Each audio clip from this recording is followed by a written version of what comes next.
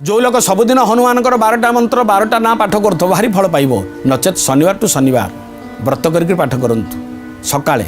राति पड़ जाऊ सकाळ आसुव संधि मध्याह्न पूर्वाह्न जाऊ अपराह्न आसुव संधि संध्या बेले दिवस अवसान हो रात्रि आगमन हो संधि ये त्रिसंध्यार 12 थर लेके पाठ करेंगे